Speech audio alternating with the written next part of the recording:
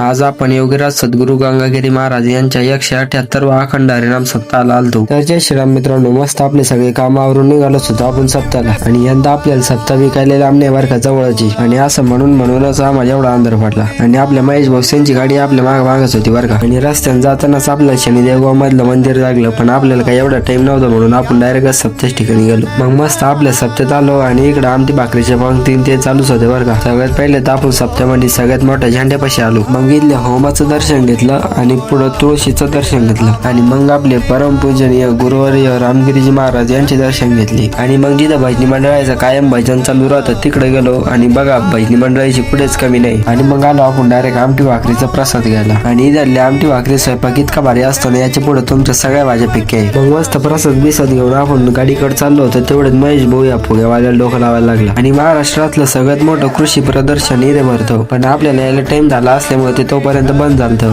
आणि आपण 1-2 दिवसात उजूक येणारची इथे, मग तेव्हा तुम्हाला सगळं कृषी प्रदर्शन हिंडून दाखवेल। त्यासाठी तुम्ही फक्त आयडीला फॉलो करून टाका।